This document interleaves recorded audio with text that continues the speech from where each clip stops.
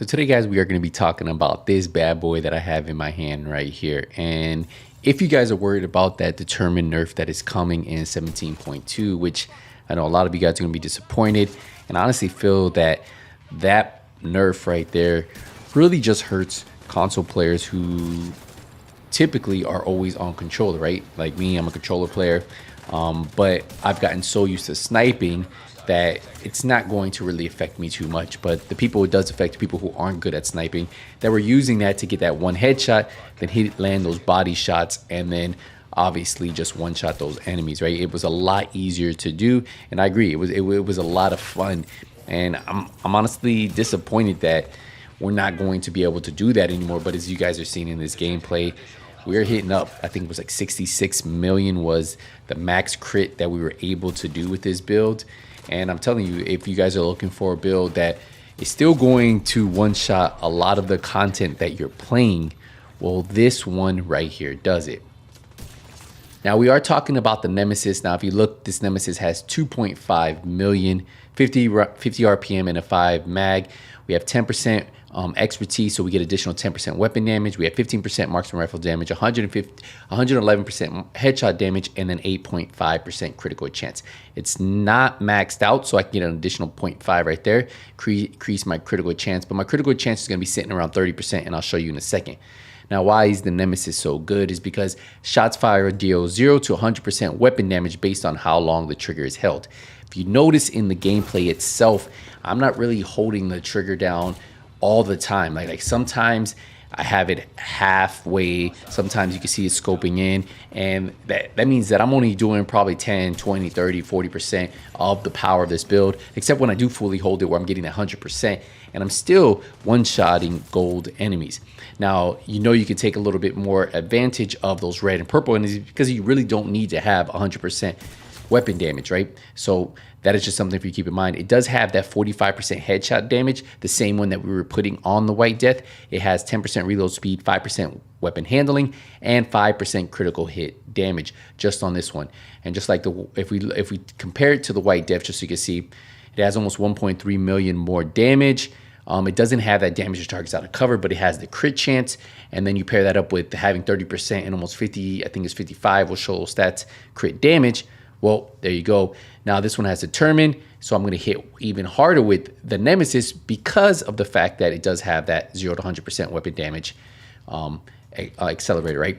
And they both have the 45%. This one does have 5% weapon damage on it, so that is just the difference right there between the two. And obviously determined, since it's being nerfed, you'll have to hit headshot, body shot, headshot. So this is just something for you guys to keep in mind what I am using.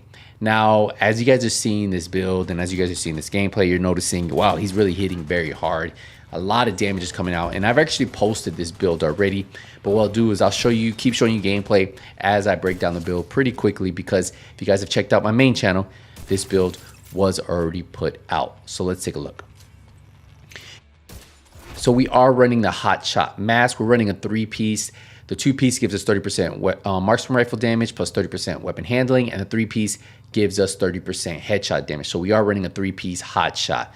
Now each piece is going to have weapon damage, headshot damage, and a headshot damage mod. And I'll show you all 3 pieces of Hot Shot first. Our holster is our second piece of Hot Shot. So this is going to have weapon damage, headshot damage, and then our third piece is going to have weapon damage, headshot damage. And as you can see, all the pieces aren't fully maxed out, so that means I can still increase the amount of damage on this build as soon as I get this fully maxed out. Now we are running the chain killer chest piece, and this gives me 5% weapon damage. We have weapon damage on here for the core attribute. Then we have headshot damage. We have 6% crit chance, and that allows us to get that 30% crit chance and 10% headshot damage. Now, obviously, by now, weapon damage works really good alongside headshot damage with Headhunter, because the way the talent is, after killing an enemy with the headshot, your next weapon hit within 30 seconds deals an additional 150% of that killing blow's damage.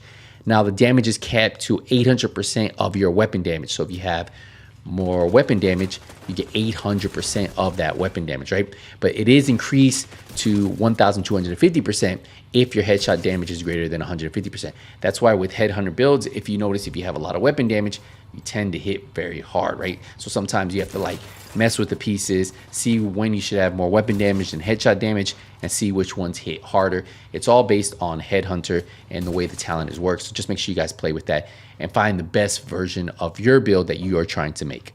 For the backpack, we have the Rowdy backpack that has 10% marksman rifle damage. We have weapon damage, headshot damage, more critical hit chance, and then a headshot damage mod. And obviously we have vigilance that's going to increase our weapon damage. You see, we're increasing our weapon damage on a lot of pieces by 25%. Now, if we take damage, it's disabled for 4 seconds. We have to wait for it to come back. But yeah, you still would be able to one-shot enemies even if it's disabled. And then finally, we have the knee pad, which has no headshot damage, has no weapon damage, but we're still hitting 66 million. And the reason why is because of the talent. So we have armor, explosive resistance, health, and then stand your ground. This all pairs with that talent Headhunter. Look at it. Increases total weapon damage by 3% each second you are not moving.